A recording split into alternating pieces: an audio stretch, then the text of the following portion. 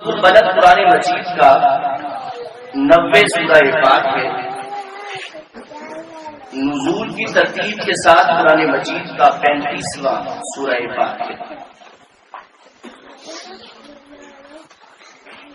ہم نے اس ٹاپک کے حوالے سے کئی خطابات آپ دوستوں کے سامنے کیے، مگر ہم آج پیغمبر کریم سرور عالم صلی اللہ علیہ وسلم کی سیرت پاک کو ایک اور اینگل سے، آپ کی ولادت پاک کو ایک اور روپ سے بیان کریں گے. قرآن مجید فرماتا ہے لا اقسم بہذا البلد، کہ میں قسم اٹھاتا ہوں اس شہر. اب یقیناً مراد مکہ المکرمہ ہے. وَأَنْتَ حِلٌّ بِهَذَا الْبَلَدِ، اور اللہ فرماتے ہیں کہ میں قسم اٹھاتا ہوں اس شہر مکہ کی، مگر اس وقت جب آپ اس کی گلیوں میں خرامہ چلتے ہیں. جب آپ تشریف لاتے ہیں اس شہر مکہ کی گلیوں میں تو اس وقت اللہ فرماتے ہیں کہ میرا دل چاہتا ہے کہ میں اس شہر کی قسم کھاؤں. ویسے بھی وہ مقام پیار کرنے والوں کو محبوب ہوتا ہے جہاں پہ ان کا محبوب رہتا ہے.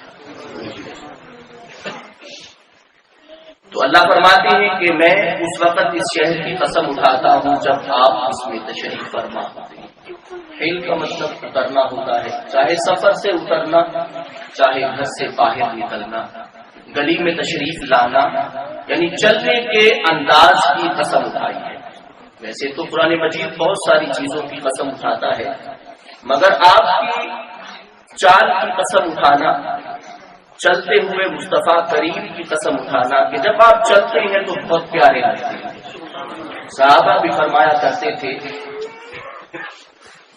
شمائل میں ہے کہ صحابہ فرمایا کرتے تھے کہ ہم رسول اللہ صلی اللہ علیہ وآلہ وسلم کے ساتھ جب چلتے آپ بالکل آہستہ اور آرام سے چلتے، جس طرح ایک نارمل چال ہوتی ہے چلنے کی اس طرح چلتے، مگر ہمیں بھاگنا پڑتا تھا. آپ بالکل خرامہ آرام سے چلتے، مگر ہمیں تیز چلنا پڑتا. رسالت مآب صلی اللہ علیہ وسلم کے ساتھ ملنے کی، ویسے تو کوئی بھی ساتھ نہیں مل سکتا. ہمیں بھاگنا پڑتا، تیز چلنا پڑتا. صحابہ سے وجہ پوچھی گئی تو صحابہ کرام فرمایا کرتے تھے لگتا ایسے ہے کہ جیسے رسول اللہ کے قدموں کے تلے زمین سمٹ جاتی. کائنات یقیناً مصطفیٰ کریم کے قدموں تلے سمٹ جانا چاہتی ہو. آسمان کی فضیلت بھی ہے، مگر زمین کی فضیلت اس لیے بڑھ کر ہے کہ پیغمبر کریم کے قدمین شریفین اس پہ لگے. تو قرآن مجید فرماتا ہے وَأَنْتَ حِلٌّ بِهَذَا الْبَلَدِ وَوَالِدٍ وَمَا بَلَدَ، میں قسم اٹھاتا ہوں والد وما بلد، اور جو بیٹا تشریف لایا. اب والد کی قسم اٹھائی ہے اور تشریف لانے والے بیٹے کی قسم اٹھائی ہے. اب یہ دونوں باتیں اہم ہیں اور آج کی ہمارے موضوع کا حصہ ہے، لیکن ذہن میں رکھیے کہ قرآن مجید نے صرف آپ کی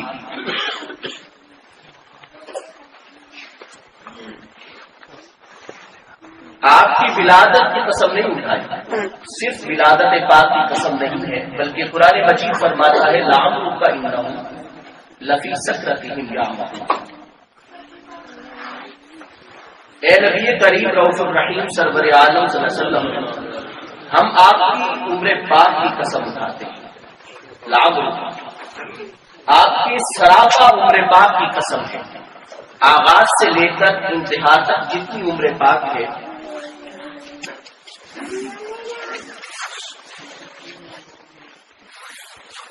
بچوں کو اپنی اپنی جگہ پہ بٹھانا. ایک درود پاک پڑھیں اور تمام بچے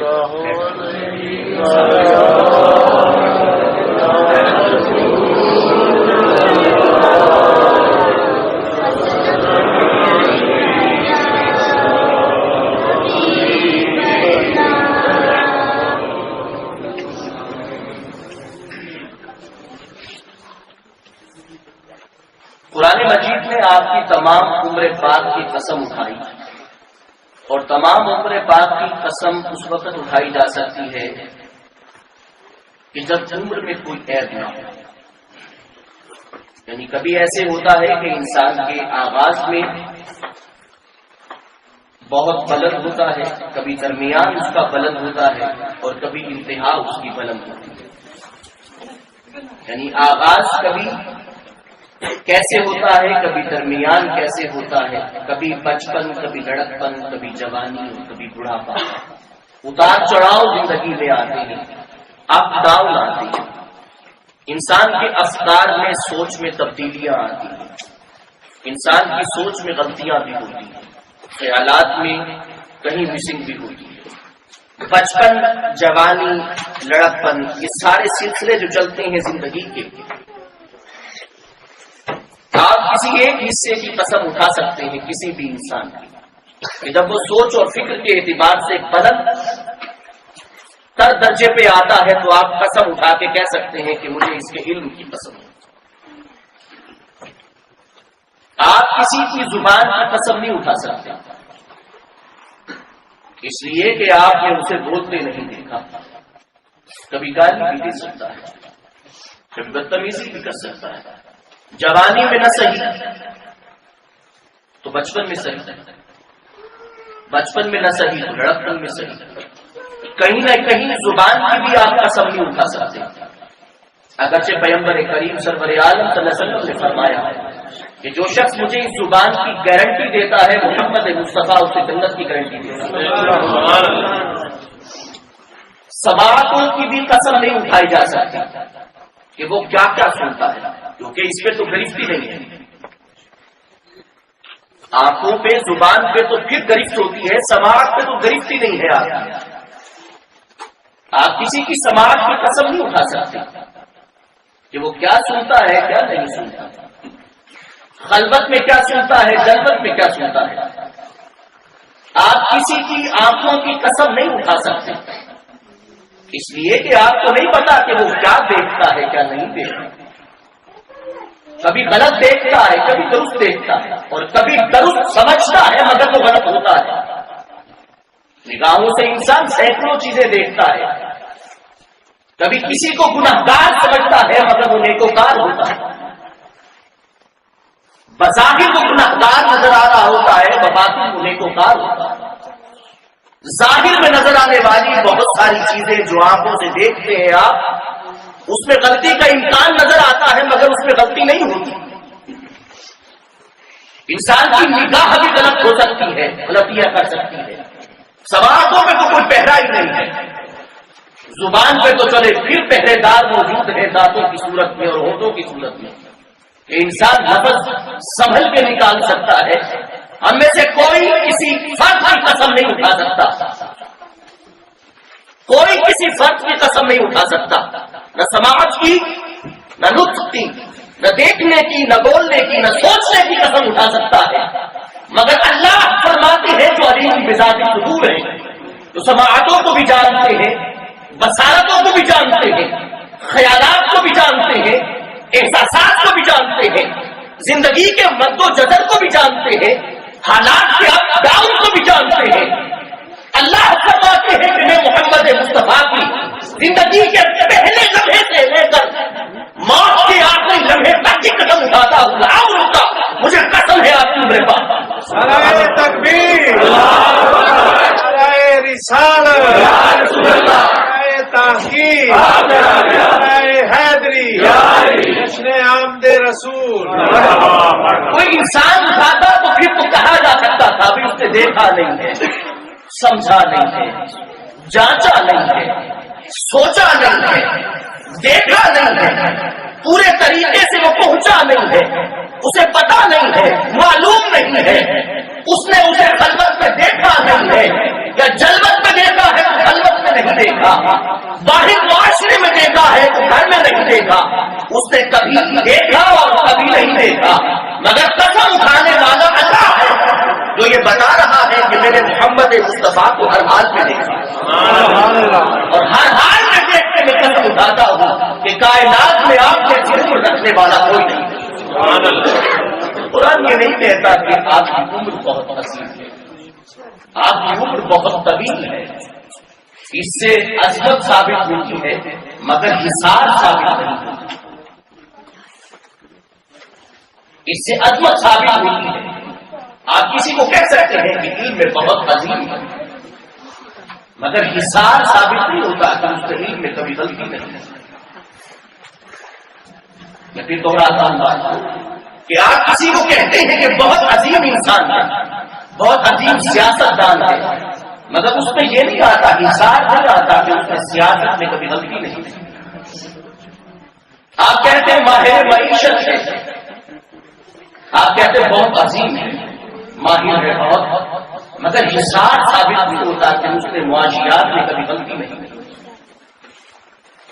آپ کہتے ہیں وہ سوشالوجی میں بہت ماہر ہے، معاشرتی علوم میں بہت ماہر ہے، مگر حصار ثابت نہیں ہوتا کہ اس میں غلطی کبھی نہیں ہے۔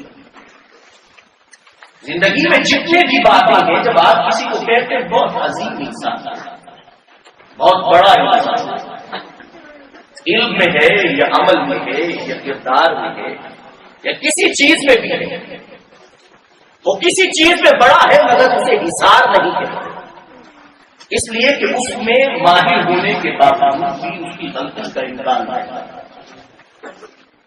قرآن مجید جب یہ لفظ بولتا ہے تو کیا ظاہر کرنا چاہتا ہے؟ یہ بتانا چاہتا ہے کہ میں قسم اٹھا رہا ہوں محمد مصطفیٰ صلی اللہ علیہ وآلہ وسلم کی، یہ نہیں کہہ رہا کہ عمر بہت عظیم تھی، عمر بہت بڑی تھی، عمر بہت طویل تھی، یہ نہیں کہہ رہا۔ میں حصار باندھ رہا ہوں، دائرہ باندھ رہا ہوں، پہلی سانس سے لے کر آخری سانس تک حصار باندھ رہا ہوں، اور حصار باندھ کے کہہ رہا ہوں نام لوں گا۔ اے پیارے حبیب، آپ کی ساری عمر کی قسم، سبحان اللہ، غلطی کا امکان نہیں۔ بعض لوگوں کا خیال ہے کہ گناہ صغیرہ کا امکان ہے، مگر اس قرآن مجید کی آیت کے تحت گناہ صغیرہ کا بھی امکان ہے۔ یہ بات کہنا ہی حقیقت درست نہیں ہے کہ لام رب قسم اٹھا رہا ہے، اسی چیز کی قسم اٹھائے گا جس کی جانب آپ دائرہ پاکیزگی باندھ سکتے ہیں، دائرہ عظمت باندھ سکتے ہیں، جس کے دائرے میں جب ہر چیز آ جائے تو اللہ قسم اٹھاتے ہیں، لیکن اگر اس دائرے میں ایک چیز بھی مس ہو جائے رب کی قسم اٹھاتے ہیں۔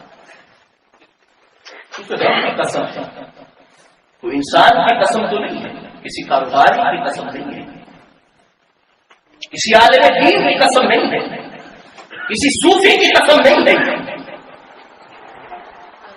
یہ نہیں ہے کہ یہ اس انسان کی قسم ہے، انسان نے تو قسم اٹھائی نہیں ہے، دائرہ پہنچا ہے اللہ نے اور بتایا ہے کہ آغاز زندگی سے لے کر انتہائی زندگی تک پیغمبر کریم کی پاکیزہ زندگی۔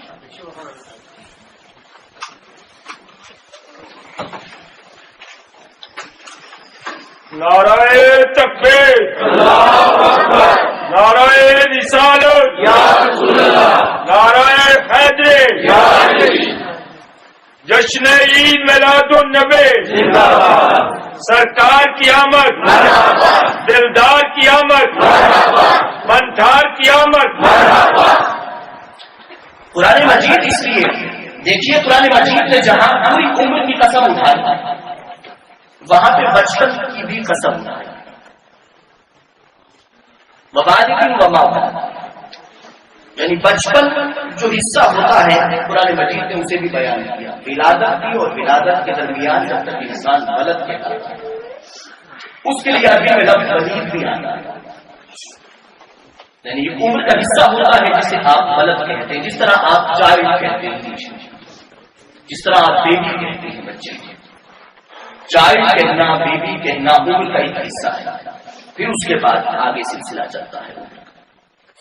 قرآن مجید کی عربی میں وہی لفظ استعمال فرما رہا ہے، وبالغ وما بلغ، بالغ کی قسم اور جو پیدا ہوا جب تک وہ بلد رہا اس کی بھی قسم۔ قرآن مجید نے اس بات کو بڑے خوبصورت انداز سے بیان کیا، لیکن ہم اسے آپ کے آباء و اجداد کی طرف تھوڑا سا بیان کریں گے۔ رسالت صلی اللہ علیہ وسلم کے ہم یہ پڑھتے ہیں، مسلسل پڑھتے ہیں، کتابوں میں پڑھتے رہیں گے، اسی کو تھوڑا سا میں ریوائز کروں گا دوستوں کی نگاہ میں، دوستوں کی سوچوں میں۔ رسالت پاک صلی اللہ علیہ وسلم کے والد گرامی کا نام حضرت عبداللہ، آپ کے دادا پاک کا نام مطلب، آپ کا نام شیبہ، آپ کے پردادا کا نام ہاشم، جنہیں اصل میں عمرو کہتے ہیں، اصل نام یہ تھا، اور ہاشم ان کی خدمت کی بنا پہ غربا کی، یتیموں کی اور مساکین کی خدمت کی بنا پہ جب کہا پڑتا تو آپ خدمت کرتے، چونکہ آپ گندم وغیرہ لاتے اور پکاتے اور شوربہ بناتے، اس میں سریر سی بناتے اور پھر اس کے بعد سب کو پیش کرتے غربا کو اپنے ہاتھوں سے، تو اسے ہاشم کہتے ہیں، جو اس طرح غربا کی اپنے دست سے اپنے ہاتھوں سے خود خدمت کرنے سے ہاشم کہتے ہیں۔ ہم نے بہت آپ کے چچا میں بہت سے نام مشہور سنے ہیں، آپ کے چچوں میں بہت سے نام مشہور ہیں۔ حضرت ابو طالب کا نام مشہور ہے، حضرت عبداللہ کے بھائی سگے، حضرت عبد المطلب کی ازواج بہت سی، حضرت عبداللہ جو ہیں وہ سگے بھائی تھے حضرت ابو طالب، جن کی کفالت میں رسول اللہ صلی اللہ علیہ وسلم بھی رہے، لیکن ذہن میں رہے کہ حضرت عبداللہ جو ہیں وہ جڑواں تھے بہن، حضرت عبداللہ کے ساتھ ان کی ایک بہنا بھی تھی، رسول اللہ صلی اللہ علیہ وآلہ وسلم کی پھوپھی ام الحکیم البیضاء، سفید اور روشن چہرے والی، وہ حضرت عبداللہ کے ساتھ کی جڑواں پیدا ہوتا۔ ایک نام ہم مشہور سنتے ہیں، حضرت حمزہ، وہ رسول اللہ صلی اللہ علیہ وسلم کے چچا ہیں۔ حضرت صفیہ آپ کی پھوپھی ہیں، مگر ان کی والدہ علیحدہ ہے۔ حضرت عباس آپ کے چچا ہیں، مگر حضرت عبداللہ کی والدہ علیحدہ ہے، حضرت عباس کی والدہ علیحدہ ہے۔ ابو لہب کا ہم ایک نام سنتے ہیں، قرآن مجید کی سورہ پاک جو ہے سورہ لہب، اس کی والدہ اور ہے وہ رسول اللہ کے چچا ہے، جن کے میں نے نام لیے ان کی والدہ علیحدہ ہے۔ حضرت حمزہ کی والدہ، حضرت صفیہ کی والدہ علیحدہ ہے، حضرت عباس کی والدہ علیحدہ ہے، اور ابو لہب کی والدہ علیحدہ ہے۔ رسول اللہ صلی اللہ علیہ وسلم کے والد گرامی حضرت عبداللہ، حضرت عبداللہ کا نام آپ کو کیسا محسوس ہوتا ہے؟ مسلمان کا نام محسوس ہوتا ہے، کسی خدا کو ماننے والے کا نام بھی محسوس ہوتا ہے۔ ہم والدہ ماجدہ کا نام لیتے ہیں، نام سے آپ محسوس کیجئے، باقی معاملات کو جو ہے وہ تحقیقی اور ریسرچ کے معاملات نہیں اثر کرنا۔ ہم آپ کی والدہ ماجدہ کا نام لیتے ہیں حضرت آمینہ سلام اللہ علیہ، آپ کو کیسا نام لگتا ہے؟ خوبصورت لگتا ہے؟ بیٹیوں کا نام ہم رکھتے ہیں، بچیوں کا نام ہم رکھتے ہیں حضرت آمینہ، امن دینے والی، اسی کے بیٹے کے صدقے میں تو ایمان ملا۔ آپ کی والدہ کا نام کیسا لگتا ہے؟ اور آپ اپنے رسول اللہ صلی اللہ علیہ وسلم کے آس پاس آپ حیران ہوں گے، حضرت آمینہ کی جو خادمہ تھی جنہوں نے رسول اللہ صلی اللہ علیہ وسلم کی خدمت کی، ان کا نام تھا، ویسے انہیں ام احمد، مگر ان کا اس میں گرامی کیا تھا؟ برکت سے۔ ام احمد انہیں اپنے بیٹے کے نام سے کہا جاتا ہے، یعنی والدہ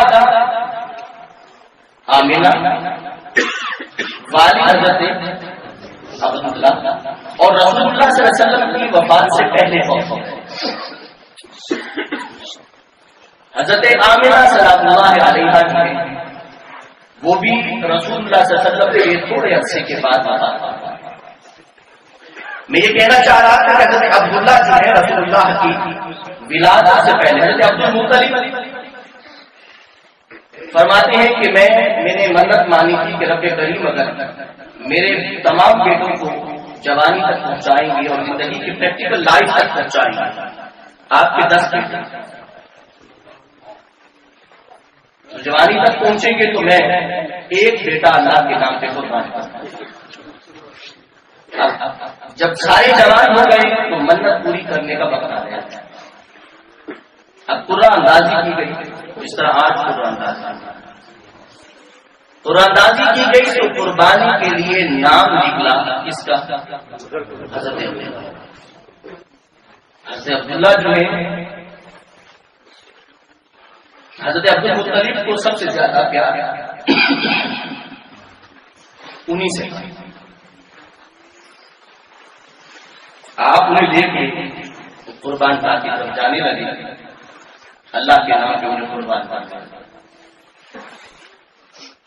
تو دوستوں نے کہا کہ کسی جاننے والی یا جاننے والے سے آپ رابطہ کریں کہ اس کا حل کیا ہے.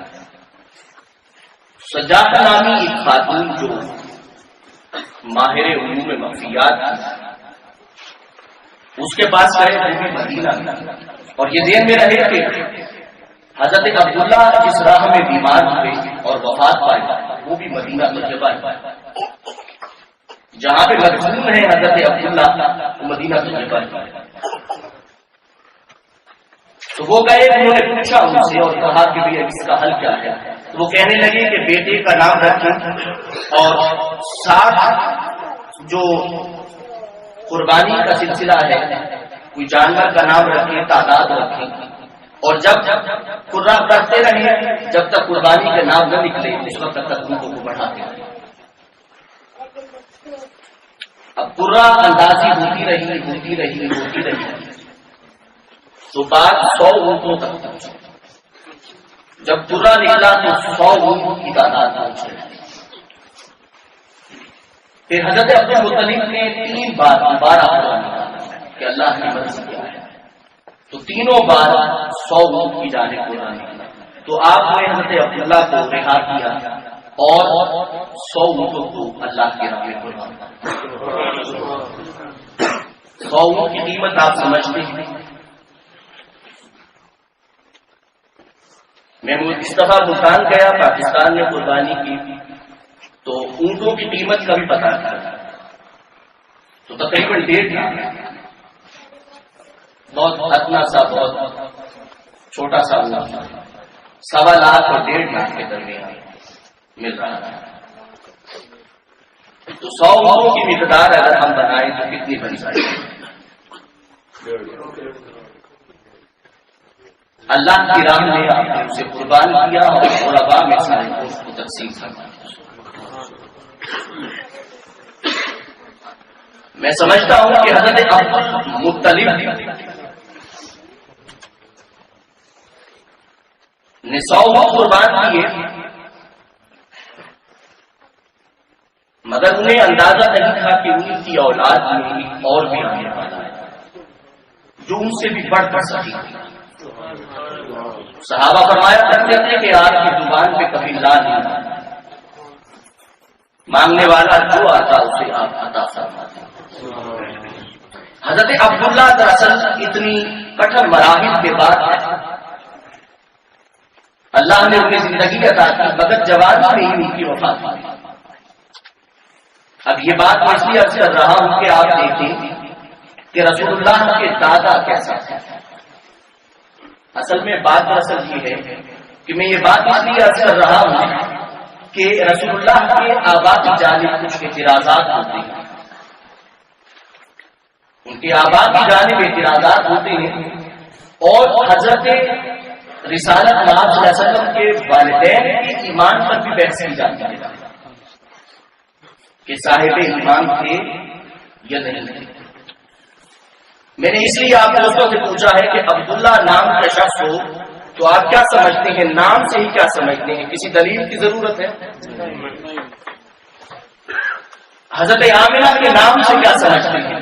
کسی دلیل کی ضرورت ہے؟ میں تو سمجھتا ہوں کہ ہمیں دلیل کی ضرورت نہیں ہے لیکن قیامت کے دن وہ شخص جو اس دنیا میں پیغمبر کریم کے والدین کی ایمان کے لیے دلیل مانگتا ہے تو قیامت کے دن وہ اپنے ایمان ایمان کی دلیل کیا تھی؟ اس کے پاس ایمان کی کیا دلیل ہے؟ امام جلال الدین سیوطی فرماتے ہیں، آپ فرماتے ہیں کہ آپ نے اسے ثابت بھی کیا، آپ نے اسے ثابت بھی کیا اور فرمایا، آپ نے فرمایا کہ رسول اللہ کی جو رضائی والدہ تھی، رضائی والدہ جنہوں نے رسول اللہ کو دودھ پلایا تھا، دودھ پلانے والی خواتین میں سر فہرست نام حضرت عامرہ کا آتا ہے، مگر آپ سبھی والدہ ہیں، اور اس کے بعد نام آتا ہے حضرت سویبہ کا جو ابو لہب کی بازی تھی، اس کے بعد نام آتا ہے حضرت حلیمہ سعدیہ کا سلام اللہ علیہا۔ آپ نے فرمایا کہ جن جن نے رسول اللہ کو دودھ پلایا ہے اللہ نے انہیں ایمان کی دولت سے سرفراز کیا۔ نعرہ تکبیر، نعرہ رسالت، نعرہ حیدری۔ یعنی دودھ پلانے والی اگر عورت ہے ماں ہے، اگر اسے رب کریم نے ایمان کی دولت سے سرفراز فرمایا ہے تو سبھی ماں کو محروم کیسے رکھا ہوگا؟ کیسے محروم رکھا ہوگا اس بات کو کہ وہ پیغمبر نے فرمایا، جب اللہ نے فرمایا کہ پیارے حبیب میں آپ کو راضی کروں گا، میں اس وقت تک آپ کو عطا کرتا رہوں گا جب تک آپ راضی نہیں ہوں گے، بلا سو پر آپ نے عرض کی یا اللہ میں اس وقت راضی ہوں گا جب جہنم میں سے اپنا آخری امت بھی نکال دوں، آخری امت بھی نکال کے جب جنت میں داخل ہو جائے گا وہ، اس وقت میں راضی ہو جاؤں گا۔ وہ بندہ خدا، وہ مصطفیٰ کریم علیہ السلام جو امت کے حوالے سے اتنا مہربان ہو، مگر امت اگر یہ کہے کہ آپ کے والدین صاحب ایمان تھے یا نہ تھے، اس نے تو قدر ہی نہیں کی۔ کیا قدر کی اس نے؟ ہم والدین کے معاملے میں اپنا سر کٹا دیتے، ان کی عزت و حرمت پہ جان دیتے۔ ہمارا اختلاف ہو سکتا ہے اپنے والدین سے، ذاتی ہمارا اختلاف ہو سکتا ہے، مگر کسی کو ہم یہ اجازت نہیں دیتے کہ وہ انگلی بھی اٹھائے۔ مگر کس طرح کے امتی ہیں جو پیغمبر کے والدین کی جانب بھی انگلی اٹھاتے ہیں۔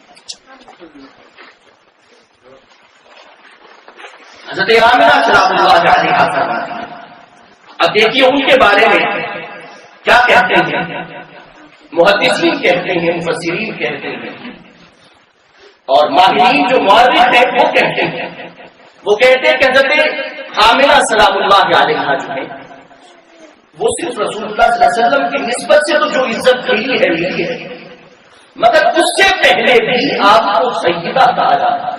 سبحان اللہ، یہ نہیں تھا کہ بھئی اس طرح کی بات ہے، یعنی رسول اللہ نجیب الطرفین ہے، آپ کی والدہ پوری قوم کی سردار تھی، آپ کی والدہ پوری عورتوں کی سردار تھی اپنی قوم کی۔ یوں نہیں تھا کہ گھر میں رہنے والی خاتون نہیں تھی، ایک عملی زندگی میں آنے والی، یہ ذہن میں اس لیے عرض کر رہا ہوں کہ عمل میں آنے کے بعد ہی عورت کا کردار جانچا جا سکتا ہے، مرد کا کردار بھی عمل میں آنے کے بعد جانچا جا سکتا ہے، جب وہ پریکٹیکل لائف میں آتا ہے تو عمل جانچا جاتا ہے، عورت کا کردار بھی عمل میں آنے کے بعد جانچا جا سکتا ہے، امانت دار ہے، دیانتدار ہے، اپنی عزت و حرمت کا خیال رکھنے والی ہے، غریبوں پہ رحم کرنے والی ہے، تکبر کرنے والی تو نہیں ہے، کسی پہ ظلم کرنے والی تو نہیں ہے۔ مرد کا کردار بھی اسی طرح جانچا جاتا ہے، عورت کا کردار بھی اسی طرح جانچا جاتا ہے۔ کہا گیا کہ وہ سیدہ تھی، افضل قوم تھی، پوری قوم ان کی فضیلت کو تسلیم کرتی تھی، یعنی پریکٹیکل اس حوالے سے کہ ان کی عظمت کو کائنات کے سامنے جانچ کے رکھا گیا۔ اب دیکھیے ایک شخص ہے جو گھر میں رہتا ہے، عبادت گزار ہے، بہت نیک آدمی ہے، کسی پریکٹیکل لائف میں ہے ہی نہیں، عملی زندگی میں آیا ہے، اس کا کردار نہیں جانچا گیا۔ کوئی اگر گرجا میں رہ گیا، پیسے میں رہ گیا، اس کا کردار بھی جانچا گیا، کردار جانچا جاتا ہے سوسائٹی میں. جب آپ کسی سے لین دین کرتے ہیں تو جانچا جاتا ہے، جب آپ کسی سے ڈیل کرتے ہیں تو جانچا جاتا ہے آپ کا کردار. مرد کا کردار بھی اسی طرح جانچا جاتا ہے، عورت کا کردار. پیغمبر کریم کے والدین دونوں کریمین جو ہے، والدین کریمین دونوں پریکٹیکلی اعتبار سے امانت دار، دیانت دار، شرافت والے تھے، عزت والے تھے. لوگ ان کی حرمت اور عزت کو تسلیم کرتے تھے. صرف والدہ نہیں، نانا کی عزت بھی تھی، عزت تسلیم کی جاتی ہے. آپ کے دادا کی بھی عزت تھی اور عزت کو تسلیم کیا جاتا ہے. بات یہ ہے کہ آباء و اجداد کا ہونا، نیک ہونا اور بات ہے، مگر عملاً زندگی میں امانت و دیانت والا ہونا یہ اور بات ہے. یہ دونوں میں بڑا فرق ہے. عملاً دیانت دار ہونا، امانت دار ہونا یہ مشکل کام ہے. پریکٹیکل لائف میں آپ کے امانت دار ہونا مشکل ہوتا ہے. بڑے بڑے لوگ پھسل جاتے ہیں، سلپ ہو جاتے ہیں. اسی لیے پیغمبر کریم کے والدین کے حوالے سے ذہن میں رکھیے کہ عمل آئے ہیں اور دیانت کو ثابت کیا گیا. اور صرف یہ بھی بات نہیں، اللہ کے کرم کی اہلیت کو ثابت کیا ہے. ان دونوں والدین نے اللہ کے کرم کی اہلیت کو ثابت کیا ہے کہ اللہ نے انہیں محمد مصطفیٰ جیسا بیٹا.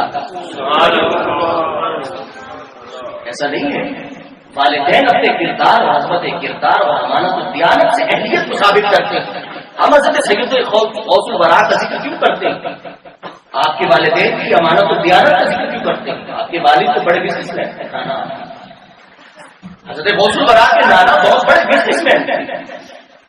امانت و دیانت تو پریکٹیکل لائف میں بڑے مضبوط تھے.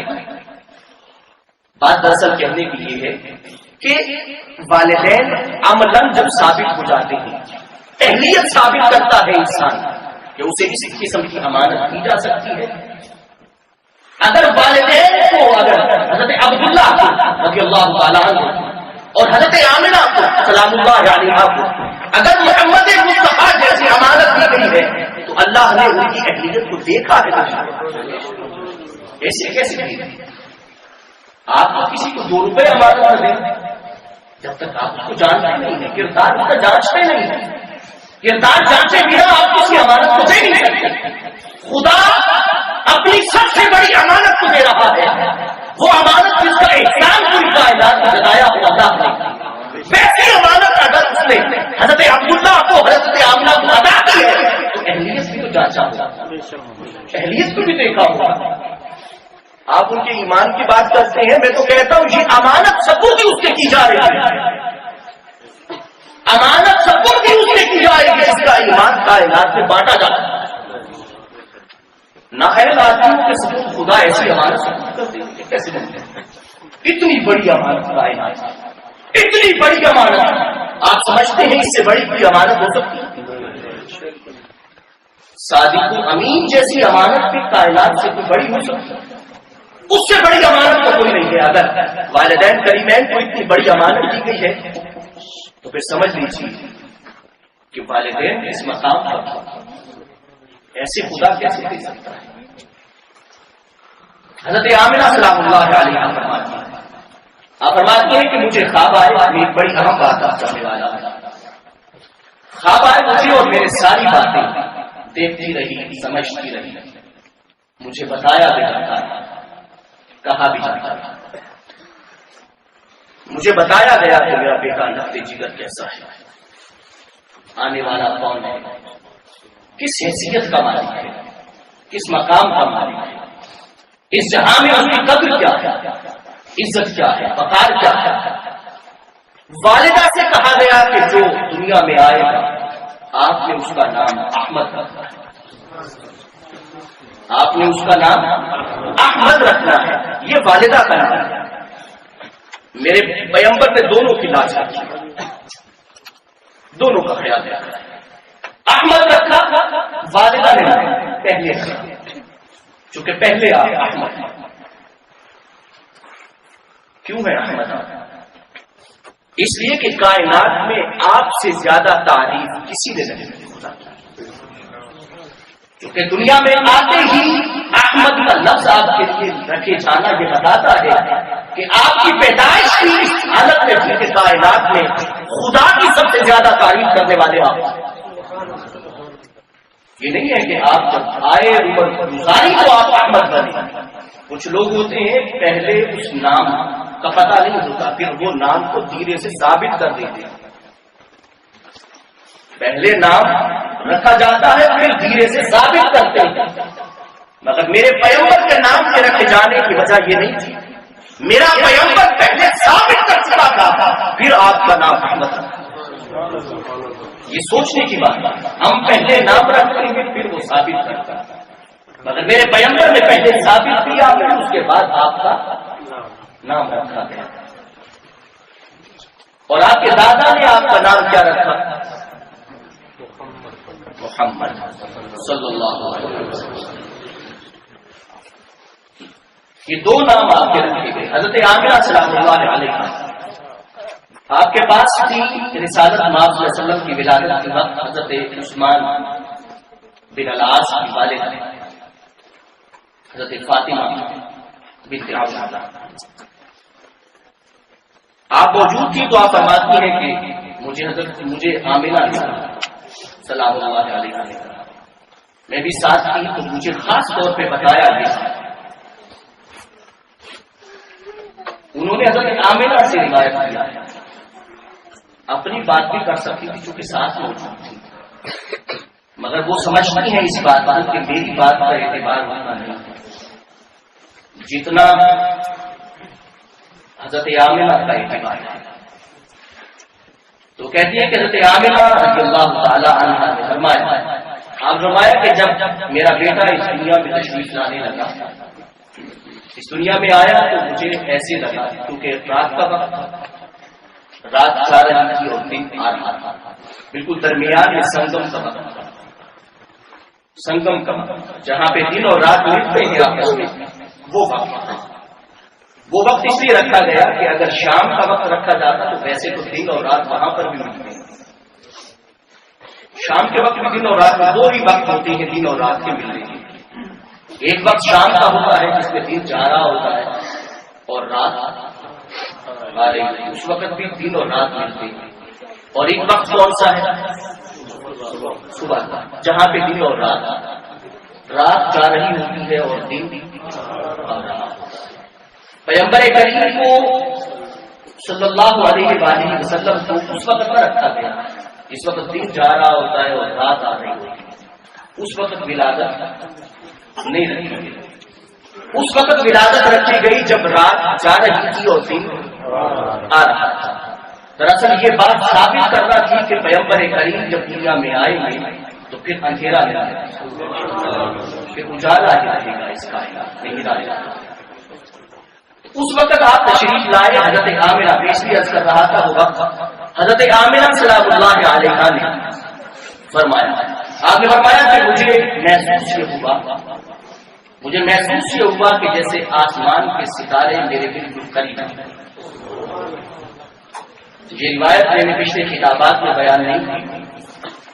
آپ نے فرمایا کہ مجھے محسوس یہ ہوا کہ آسمان کے ستارے بالکل قریب آ گئے اور مجھے اندیشہ یہ ہوا کہ کہیں مجھ سے گر نہ جائے. آسمان کے ستارے بالکل قریب آ گئے اور قریب آ کے انہوں نے قریب آئے اور مجھے محسوس یہ ہوا کہ مجھ پہ گر نہ جائے. میں سمجھتا ہوں کہ وہ دیکھنے آئے تھے محمد مصطفیٰ کے چہرے پاک. وہ دیکھنے آئے تھے اس لیے کہ حضرت شفا بھی فرماتی ہے اور حضرت فاطمہ بنت عبداللہ بھی فرماتی ہے اور حضرت آمنہ رضی اللہ تعالی عنہا بھی فرماتی ہے. آپ فرماتی ہیں کہ میرا بیٹا دنیا میں تشریف لایا تو ایسے لگا جیسے دن کا اجالا ہو گیا. مجھے لگا کہ رات نہیں لگی دن آ گیا ہے. صرف میرا کمرہ ہی روشن نہیں ہوا، کمرہ ہی روشن نہیں ہوا بلکہ شام کے محلات بھی روشن ہو گئے اور میں نے پوری کائنات کو اللہ کے رسول کے نور سے روشن دیکھا. یقیناً دیکھا ہوگا، یقیناً دیکھا ہوگا اس لیے کہ قرآن مجید نے فرمایا ہے کہ یا ایھا النبی انا ارسلناک شاہدا ومبشرا ونذیرا وداعیا الی اللہ باذنہ وسراجا منیرا، کہ ہم نے اپنے پیغمبر کو چمکتا ہوا سورج بنا دیا۔ اس لیے ہمارا عقیدہ یہ ہے کہ پیغمبر کریم صرف باطناً نور نہیں تھے، ظاہراً بھی نہیں۔ پیغمبر کریم سرور عالم صلی اللہ علیہ وسلم کے حوالے سے باطناً بھی نور اور آپ ظاہراً بھی نہیں۔ اب اگلی بات ہم عرض کرتے ہیں، آپ کے بچپن کی چند باتیں بیان کرنے کے بعد میں اپنی بات ختم کروں گا۔ آپ کے دادا کے بارے میں میں نے اس لیے آپ کے سامنے تفصیل رکھی کہ رسالت مآب صلی اللہ علیہ وسلم کے دادا حضرت عبد المطلب مشہور نام ہے، مگر آپ کا نام شیبہ۔ شیبہ اس لیے کہا جاتا تھا کہ آپ کے زلفوں میں کچھ بال آپ کے سفید تھے اور شیبہ بوڑھے آدمی تھے، چونکہ کچھ بال بچپن سے ہی بائی برتھ کچھ بال سفید تھے آپ کے۔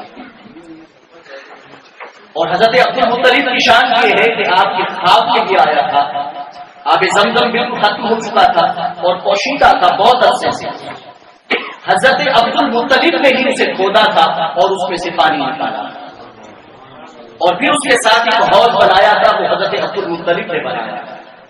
وہ اتنے بزرگ اور اتنے بلند مرتبہ انسان تھے کہ خدا نے خواب میں آ کے فرمایا تھا کہ آپ آب زمزم کے کنویں کو کھودے ہو اس مقام پر، ورنہ دبا دیا گیا تھا، گم ہو گیا۔ حضرت عبد المطلب کے حوالے سے ہے کہ رسول اللہ صلی اللہ علیہ وآلہ وسلم جب آپ کے پاس آتے اس سے پہلے کے واقعات بعد میں بیان کروں گا، آپ کے پاس آتے تو آپ کی مسند پہ بیٹھ جاتے، اور یہ ذہن میں رکھیے کہ حضرت عبد المطلب کی مسند پہ کوئی نہیں بیٹھتا تھا، بڑے بڑے سردار بھی مسند کے آس پاس بیٹھتے تھے۔ آپ کے بیٹے جو تھے ان میں بڑے نام ہیں، بڑے بڑے نام ہیں آپ کے بیٹوں میں۔ آپ کے بیٹوں میں حضرت ابو طالب بہت بڑا نام، حضرت حمزہ سید الشہداء ایک بہت بڑا نام، حضرت عباس کا نام ایک بہت بڑا نام، تاریخ کا بھی اور تاریخ اسلام کا بھی بہت بڑا نام، حضرت زبیر کا نام بھی بہت بڑا ہے، حارث کا نام بھی آتا ہے، بہت بڑا نام۔ مخالفت اسلام میں ابو لہب کا نام بھی بہت بڑا ہے، کم از کم منافق نہیں، بہت بڑا نام ہے اس لحاظ سے مخالفت کے اعتبار سے، کہ قرآن مجید نے بھی اس کو ڈسکس کیا ہے، مگر کسی کو بھی یہ جرأت نہیں تھی کہ مسند حضرت عبد المطلب پہ بیٹھ سکتا ہے، کوئی نہیں بیٹھتا، مگر رسول اللہ صلی اللہ علیہ وآلہ وسلم عمر پاک 6 سال، کتنی عمر پاک 6 سال، رسول اللہ صلی اللہ علیہ وسلم تشریف لاتے اور سیدھا آ کے مسند پہ بیٹھتے، سب نے کہا، سب نے روکا، کسی نے اٹھانا چاہا، اپنی گود میں بٹھانا چاہا، بھئی ہم نہیں بیٹھے ہیں، یہ بھی نہ بیٹھے، بچہ ہے، تو حضرت عبد المطلب فرماتے ہیں کہ اسے نہ بیٹھے، انہیں بیٹھنے دو، انہیں بیٹھنے دو، میرا یقین ہے کہ میرا بچہ کچھ بنے گا۔ اور اسی وجہ سے جب عرب نے پوچھا، لوگوں نے، سرداروں نے پوچھا، بیٹوں نے پوچھا، بھئی اس کا نام آپ نے محمد کیوں رکھا ہے؟ فرمایا کہ میں نے اس کا نام رکھا نہیں، رکھوایا ہے، چونکہ رکھوایا گیا ہے اس لیے میں سمجھتا ہوں کہ میرے اس پوتے کا نام پوری دنیا میں گونجے گا، اور یہ واقعہ محمد کے ہے صلی اللہ علیہ وسلم۔ نعرہ تکبیر، نعرہ رسالت، نعرہ حیدری۔ حضرت سبیبہ جو ابو لہب کی باندھی تھی، رسول اللہ صلی اللہ علیہ وسلم کی ولادت کی جب خبر دی تو ابو لہب نے فوراً آزاد کر دیا تھا۔ کہا جاتا ہے کہ رسول اللہ صلی اللہ علیہ وسلم سے پوچھا گیا، ابو لہب کو آپ کی رحمت سے کیا فیض ملا؟ آپ نے فرمایا کہ جب وہ باندھی کا آئی تھی اور اس نے میری ولادت کی خبر دی تھی، یا ابو لہب نے یہ خواب میں آ کے کہا، اسے پوچھا گیا کہ رسول اللہ کی رحمت سے تجھے کیا حصہ ملا ہے؟ تو جواب دیا گیا کہ میں نے باغی کو جب آزاد کیا تھا اس خوشی میں کہ میرے بھائی عبداللہ کے ہاں اللہ نے بیٹا عطا کیا ہے، جس انگلی سے میں نے اشارہ کیا تھا اس انگلی سے دودھ نکلتا ہے اور میں اپنی پیاس اٹھاتا ہوں کہ میرے رب نے محمد مصطفیٰ کی رحمت سے مجھے بھی فیض کیا۔ اور حضرت سویبہ کا ایمان بہت بڑا فیض ہے۔ حضرت سویبہ نے حضرت حمزہ کو بھی دودھ پلایا، حضرت مسروق جو آپ کے بیٹے تھے انہیں بھی دودھ پلایا، اور حضرت محمد مصطفیٰ کو بھی دودھ پلایا۔ حضرت حمزہ چچا بھی تھے اور شریک بھائی بھی تھے رسول اللہ صلی اللہ علیہ وسلم۔ میں آج کل رہا تھا کہ آپ کے حضرت حلیمہ سعدیہ آپ کو لے کے گئے،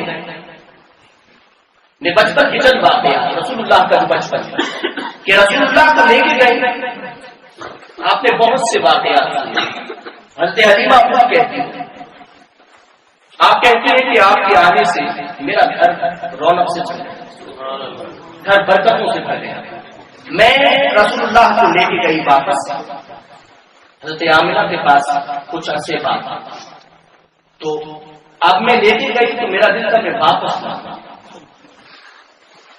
اب مجھے سمجھ نہیں آ رہی تھی کہ میں کیسے واپس لاؤں، بیٹا ان کا ہے، میں نے تو صرف ذمہ داری اٹھائی کہ ان کی والدہ نے اپنے کلیجے کو کچھ عرصے کے لیے تربیت کے لیے میرے پاس بھیجا ہے، زبان کی فصاحت کے لیے، سادہ زندگی کے لیے، جوان مرد ہونے کے لیے میرے پاس بھیجا ہے، سادہ زندگی میں دیہات کی زندگی میں۔ اب میں کیسے اس ماں سے کہوں کہ بیٹے کو مجھے واپس کر دو؟ حلیمہ کہتی ہے میرا دل بڑا تھا کہ میں کچھ وقت کے لیے پھر واپس گیا۔ اب وہ کہنے لگی کہ میں سوچتی رہی کہ میں کیا کروں، تو میں نے اس دنوں میں کچھ وبا سے پھیلی تھی، جس طرح عام طور پہ وبا پھیل جاتی ہے، وبا سی پھیلی ہوئی تھی۔ میں نے سوچا کہ وبا پھیلی ہوئی ہے، میں کہتی ہوں کہ ابھی یہ وبا ہے، تھوڑی سی ہوا چلی ہے، بیماری کی تکلیف ہو رہی ہے بہت سے لوگوں کو، تو آپ کچھ عرصے کے لیے محمد میرے ساتھ۔ وہ کہتے ہیں میں نے اصرار کیا، میں نے مجبور کیا، مجھے شرم بھی آ رہی تھی، مگر میں چاہ بھی رہی تھی کہ میرے ساتھ رہیں گے۔ حضرت حلیمہ سعدیہ کے ساتھ رسول اللہ 5 سال 1 ماہ رہے ہیں، 5 سال 1 ماہ رسول اللہ حضرت حلیمہ سعدیہ کے ساتھ رہے ہیں، یہ بڑا اعزاز ہے۔ آپ فرماتی ہیں کہ میں واپس لے آئی، میرا گھر پھر برکتوں سے بھر گیا، مگر کچھ واقعات ایسے ہوئے، کچھ چیزیں ایسی ہوئی کہ میں پریشان ہو گئی، اور میں نے سوچا کہ کہیں امانت کو نقصان نہ ہو جائے، کہیں امانت کو نقصان نہ ہو جائے تو میں پھر واپس دینی چاہیے، مگر امانت کو نقصان ہونے کا خدشہ کیسے ہوا کہ میں ان چند باتوں کو بیان کرتا ہوں۔ آپ فرماتے ہیں کہ میرا بیٹا حضرت حلیمہ سعدیہ فرماتا کہ میرا بیٹا بھاگا ہوا آیا، اس نے کہا کہ میرے بھائی قریشی بھائی، یہ لفظ ہے قریشی بھائی، ہاشمی اور قریشی پیغمبر کریم کی ذات پاک، تو قریشی بھائی کو 2 افراد آئے ہیں جنہوں نے آرام سے لٹایا ہے اور بتایا کہ میرے بھائی کے چہرے میں کوئی خوف نہیں ہے، مگر لٹایا ہے اور آرام سے لٹا کے اس کا سینہ چاک کیا ہے۔ میں نے انہیں لیٹے ہوئے دیکھا، کہنے لگے کہ وہ کچھ کشت میں لائے ہیں، اور پھر اس کے بعد جو کشت میں لائے ہیں، جو اس میں لائے ہیں وہ میرے قریشی بھائی کے سینے میں ڈال رہے ہیں۔ تو حضرت حلیمہ سعدیہ فرماتی ہیں کہ میں جب تک واپس پہنچی تو آپ ایک ٹیلے پر بیٹھے تھے، لیکن ذہن میں رہے کہ رسول اللہ صلی اللہ علیہ وسلم اس وقت بکریوں کو چرا رہے تھے۔ عمر کتنی؟ بکریوں کو چرانا، اتنے سارے ریبڑ کو کنٹرول پہ رکھنا، اب چاہے 1.5 ارب امت کی ہو جائے تو بھی پیغمبر کے کنٹرول میں ہے۔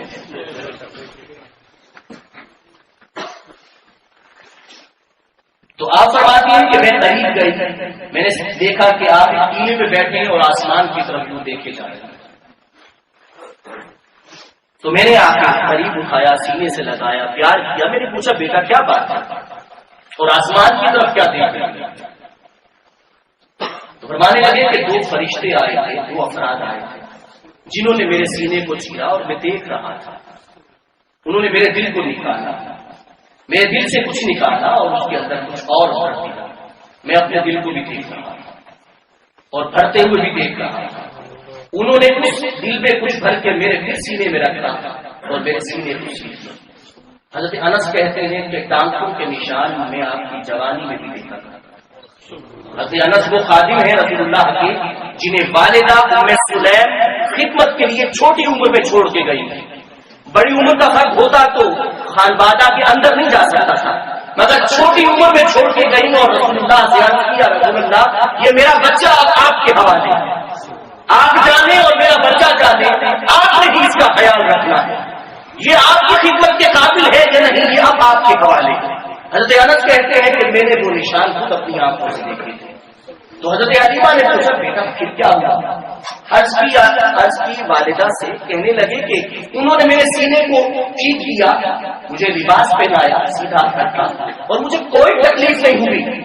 اور پوچھا بیٹا آسمان کی طرف کیا دیکھ رہے تھے؟ کہنے لگے میں انہیں جاتا ہوں، میں انہیں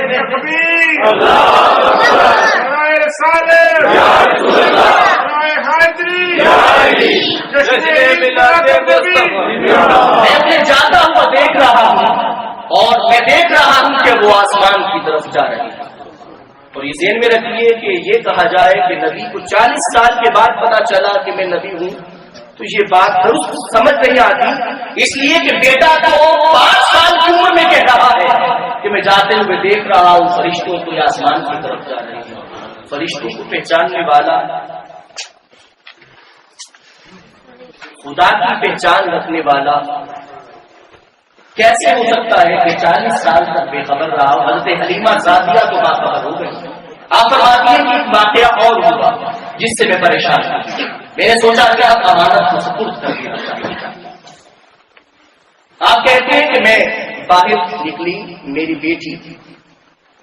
بیٹی جو ہے وہ حذافہ نام ہے بیٹی کا نام، رسول اللہ کی رضائی بہن، انہیں الشیماء بھی کہتے ہیں، رضائی بہن ہے رسول اللہ کے ساتھ۔ حلیمہ سعدیہ کی بیٹی جو رسول اللہ کو لوری کیا کرتی تھی، جو رسول اللہ کو لوری دیتی تھی۔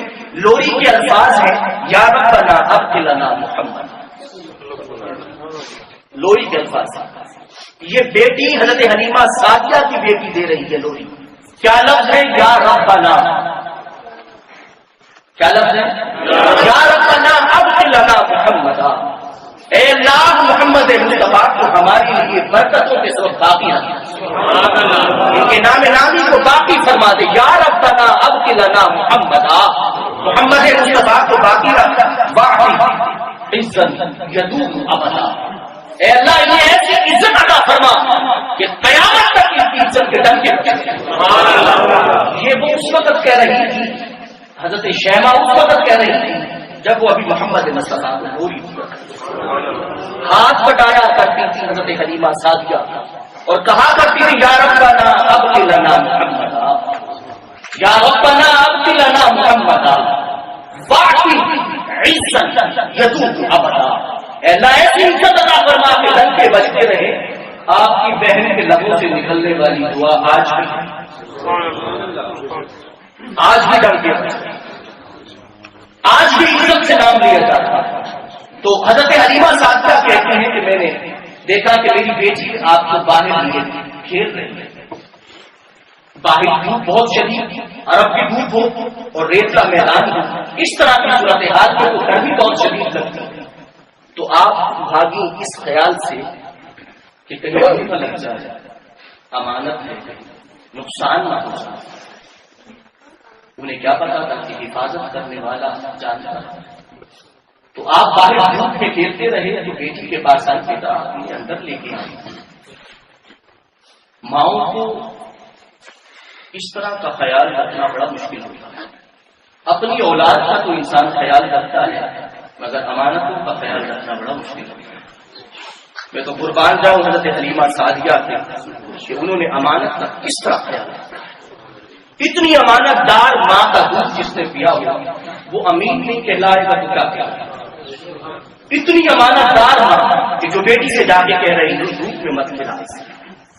تو تو بیٹی کہنے لگی، حضرت شیمہ کہنے لگی کہ میرے بھائی کو دھوپ میں کھیلنے دیں، کوئی مسئلہ نہیں ہے، انہیں دھوپ نہیں لگ سکتی۔ تو حضرت حلیمہ سعدیہ کہنے لگی دھوپ کیوں نہیں لگ سکتی؟ جب دھوپ موجود ہے تو پھر دھوپ کیوں نہیں لگے گی؟ تو حضرت حذافہ بھی کہتے ہیں آپ کو، حضرت شیمہ بھی کہتے ہیں، تو کہنے لگی کہ میں جہاں ان کے ساتھ کھیلتی ہوں وہاں بادل کی بدلی سایہ، نعرہ تکبیر، نعرہ رسالت، نعرہ رسالت، نعرہ حیدری، میلاد مصطفیٰ۔ بدلی اصل میں دھوپ لگنے نہیں دیتی، بدلی کو تو پتا ہے جی، بدلی کو پتا ہے کہ یہ محمد مصطفیٰ ہے، سایہ کرنا ہے، خدا کا حکم ہے کہ سایہ دار درخت بھی جھک جاتا ہے۔ رسول اللہ درخت کے نیچے سوتے تو اگر دھوپ آنے لگتی تو درخت بھی اس جانب جھکتا جہاں پیغمبر کریم موجود ہوتے، درخت بھی اس جانب سایہ کرتا تو سمجھتا تھا کہ اگر میرا سایہ اس کے کام نہ آیا پھر کس کے کام آیا؟ یہ سایہ ہے ہی سایہ والے کا۔ کون کہتا ہے کہ سایہ سے پے کر کرتا؟ میں تو کہتا ہوں جہاں پر سایہ تھا، یعنی وہ سایہ کرتا تھا اس لیے اسے پتا تھا کہ یہ سایہ دار درخت تو میں بنا ہی اس لیے ہوں کہ محمد مصطفیٰ صلی اللہ علیہ وسلم۔ آپ نے جب یہ دونوں باتیں دیکھی تو آپ فکر مند ہوئی اور کہنے لگی، سوچنے لگی کہ کہیں برکت کے خیال سے امانت کو نقصان نہ ہو جائے، تو آپ واپس حضرت آمینہ سلام اللہ علیہا کے پاس۔ تو آپ جتنا عرصہ رہے وہ عرصہ نوٹ فرما لیں کہ 5 سال 1 ماہ حضرت حلیمہ سعدیہ کے پاس رہے۔ وہ امانت دار خاتون نے پوری امانت کو نبھایا دیانتداری کے ساتھ، اور میرا خیال تھا کہ وہ آپ کو ساتھ رکھتی، مگر اس طرح کی باتیں دیکھنے کے بعد آپ پریشان ہو گئی اور سوچنے لگے کہ بھئی کہیں ایسا نہ ہو کہ امانت کو نقصان ہو جاتا۔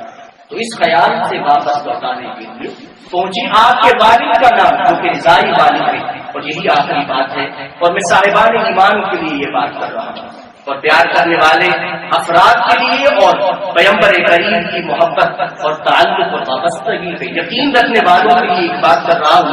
حضرت حارث کے بارے میں ہے، آپ کہتے ہیں کہ میں مکہ مکرمہ پہ بعد میں آیا جب رسول اللہ صلی اللہ علیہ وسلم نے اعلان نبوت فرمایا تھا۔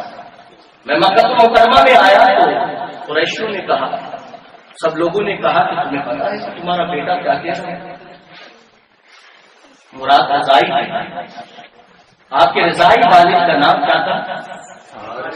حارث۔ آپ کے ویسے ہی چچا کا نام بھی حارث ہے، مگر رضائی والد کا نام دیا تھا حارث۔ حضرت حارث آیا تو قریشیوں نے کہا بیٹا کا پتا ہے تو وہ کیا کہتا ہے؟ وہ کہتا ہے کہ مرنے کے بعد بھی اٹھنا ہے، حساب و کتاب دینا ہے۔ اپنے بیٹے سے کہو کہ کیسی باتیں کرتا ہے کہ مرنے کے بعد بھی پوچھتا ہے، حساب و کتاب دیتا ہے، حساب و کتاب اس سے ہوتا ہے، اسے روکو جا کے کچھ کہو جا کے، یہ بات اچھی نہیں ہے۔ تو حضرت حارث چل کے آئے، حضرت حارث چلے اور کہنے لگے بیٹا یہ کیسی باتیں کر رہے ہیں، یہ کیسی بات ہے؟ مراد یہ تھا کہ میرے بیٹے ہو کر اس طرح باتیں نہ کرو۔ آپ نے فرمایا میرے بابا، میرے والد گرامی، اب آپ کو میری بات پہ یقین آئے گا، مگر جب قیامت کا میدان برپا ہوگا اور خدا کی بارگاہ میں حاضری ہوگی اور آپ بھی موجود ہوں گے اور میں بھی موجود ہوں گا، تو میں قیامت کے دن آپ کے ہاتھ کو پکڑ کے کہوں گا کہ میرے بابا جو میں نے دنیا میں کہا تھا درست تھا کہ نہیں؟ درست تھا کہ نہیں تھا؟ حضرت حارث کہتے ہیں کہ میں نے یہ جملہ سنا تو میرا کلیجہ چیز سکتا، جب انہوں نے میرے ہاتھ کو تھاما اور کہا کہ قیامت میں دن بھی اسی طرح بتاؤں گا کہ میری بات سچ کی غلط تھی، جس سے 40 سال جھوٹ نہیں بولا اور سچ کے پیمانے میں